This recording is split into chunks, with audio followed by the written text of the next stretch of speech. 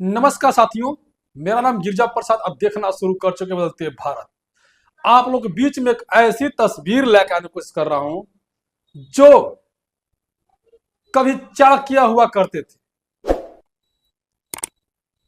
वह व्यक्ति जिसके नाम से पूरे भारत की राजनीति में कहीं ना कहीं शोर मची रहती थी।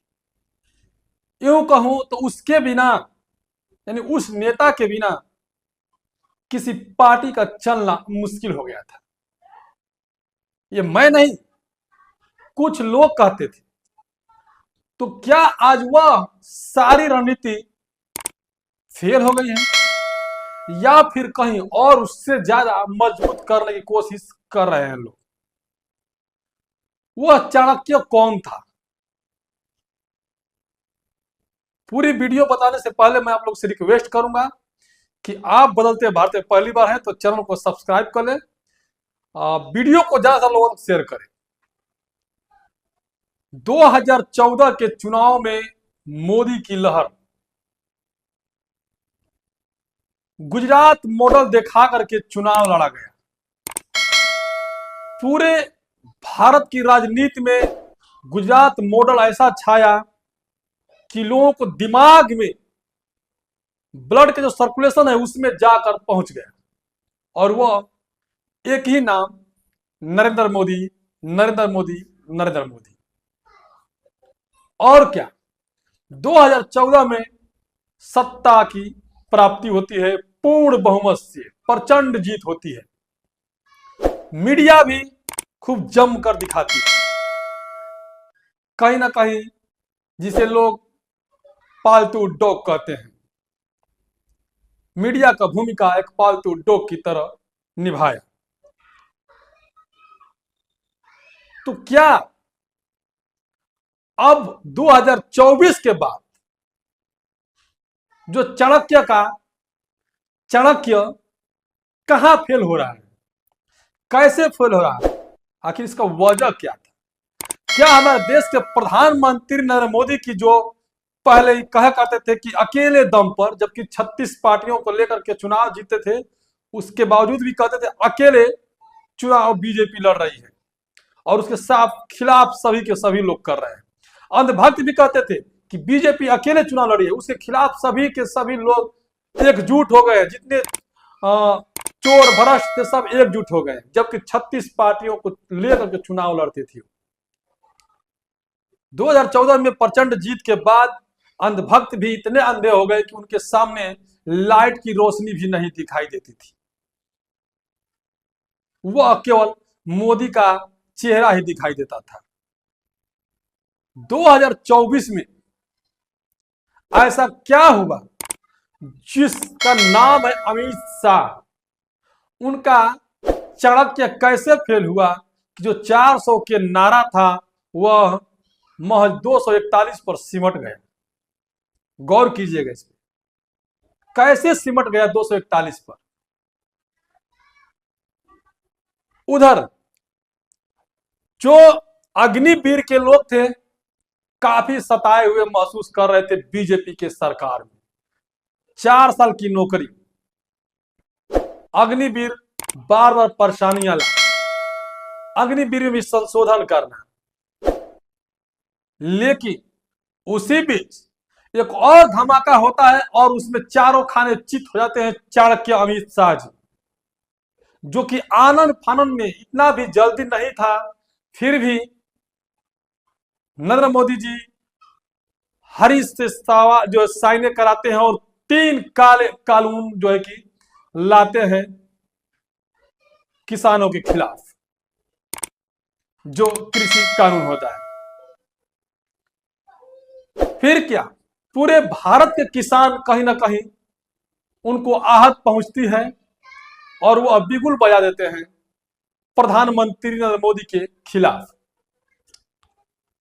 हालांकि मेन स्ट्रीम मीडिया है, जो भोंपू मीडिया है, जो पालतू, जिसे लोग कहते हैं पालतू डॉग, वह डॉगी भौंकने में पीछे नहीं रहा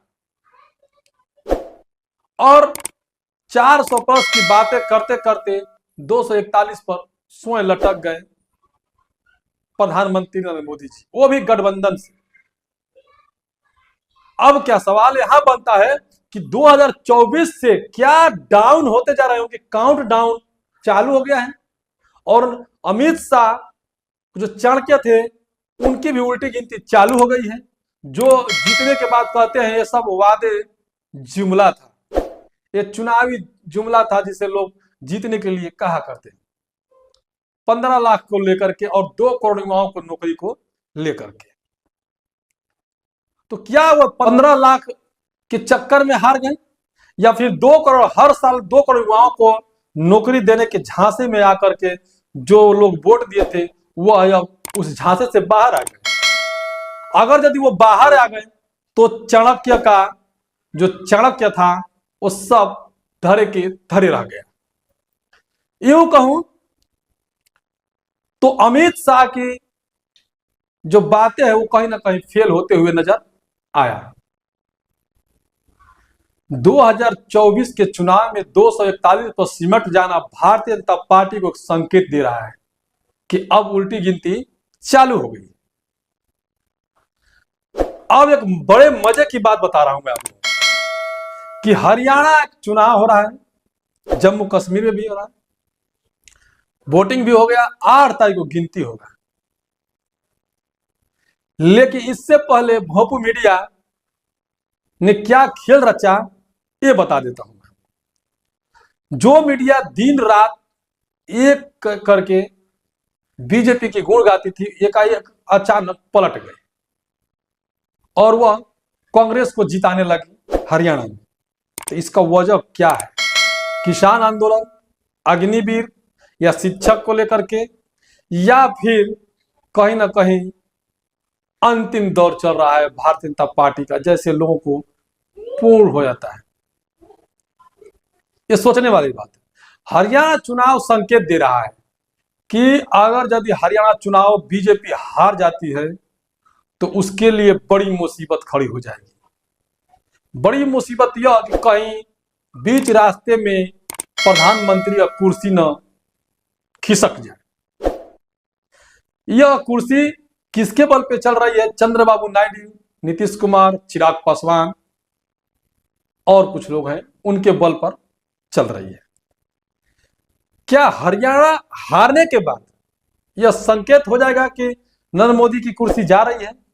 अगर जा रही है तो फिर भारतीय जनता पार्टी का बुरा गिनती चालू हो गया है, ये बुरा दौर चालू हो गया है। अगर अंधभक्त को अभी भी न दिखाई पड़ रहा हो तो वह कांग्रेस के बनाए हुए एम्स में जाकर के अपना इलाज करा सकते हैं आंखों की, ताकि उन्हें दिखाई दे और सही को सही और गलत को गलत कह सके।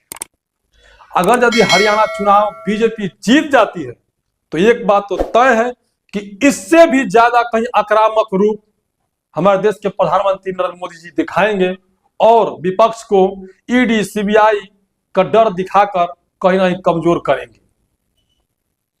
और यदि हार गए तो उल्टी गिनती चालू हो गई और इनकी सरकारें जा सकती है।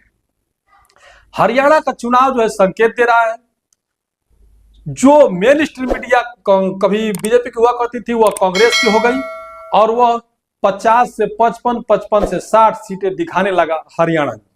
तो ये तो तय है कि कांग्रेस जीतने जा रही है, बेशक किसी के सपोर्ट पे, और बीजेपी हार रही है। और जब बीजेपी हार रही है तो यही नहीं, जम्मू कश्मीर में जो पिछले 10 साल के बाद चुनाव होने जा रहा है, वहां पर 370 हटने के बाद केंद्र शासित लागू वहां पर, और उसके बाद पहली बार वहां चुनाव होने जा रहा है। 10 साल के बाद चुनाव होने जा रहा है, जहां पर भारतीय जनता पार्टी को तगड़ी झटका लग रहा है जम्मू कश्मीर में। अब देखिए, यदि हरियाणा हार जाते हैं तो इनके लिए मुसीबत खड़ी, यदि हरियाणा जीत जाते हैं तो कांग्रेसियों को अब आगे का रास्ता बंद हो जाएगा। लेकिन जिस तरह से मीडिया दिखा रहा है, लोगों को भरोसा नहीं हो रहा है, क्योंकि अब एग्जिट पोल पर लोग भरोसा ही नहीं कर रहे हैं। लोग भरोसा का टूट गया है। जैसे 400 पार की बातें करते थे और 241 पर आकर अटक गई बीजेपी, उसको लेकर के कहीं ना कहीं मीडिया भी अब संदेह के घेरे में आ गए। वैसे भी तो पहले से लोग उन्हें कहा करते हैं भोपू मीडिया, दलाल मीडिया, गोदी मीडिया। तो अब वो पलट कर कांग्रेस में गए हैं और कांग्रेस जीत रही है। तो आप लोग बताइएगा कि क्या हमारे देश के प्रधानमंत्री नरेंद्र मोदी जी की कुर्सी बीच से सरक रही है? क्योंकि हरियाणा का 8 तारीख यानी कल गिनती होगी और कल फैसला हो जाएगा, और फैसला होने के बाद निर्णय होगा कि वाकई में बीजेपी हार रही है या जीत रही है। यदि बीजेपी, ये तो तय हो जाएगा 10 से 12 बजे तक कि बीजेपी हार रही है कि जीत रही है। अगर यदि बीजेपी हार गई तो उसके लिए बुरा दौर चालू हो गया, अंधभक्त अपनी आंखें इलाज करा ले। अगर यदि बीजेपी जीत गई तो अंधों की लाइन में आप भी लग करके पेट्रोल की जगह आप कुछ भी ले सकते हैं, या फिर कहूं तो आप 15 लाख रुपए को भुला करके आप बिन पैसे का भी काम कर सकते हैं फ्री में, अंधभक्ति के नाम पर, यानी मोदी जी के नाम पर। बाकी आप लोग किस तरह से देखते हैं कांग्रेस की और बीजेपी की? जो बीजेपी की डूबती हुई नैया दिखाई दे रही है और कांग्रेस की उगती हुई सूरज दिखाई दे रहा है, इस पे क्या आप लोग कहेंगे? कमेंट कर जरूर बताइएगा। हालांकि बहुजन समाज के जो SC ST OBC की जो लोग हैं उनके लिए कतई ना तो कांग्रेस सही है ना तो बीजेपी सही है। बाकी आप लोग कमेंट कर जरूर बताइए कि आपके लिए कौन चाहिए।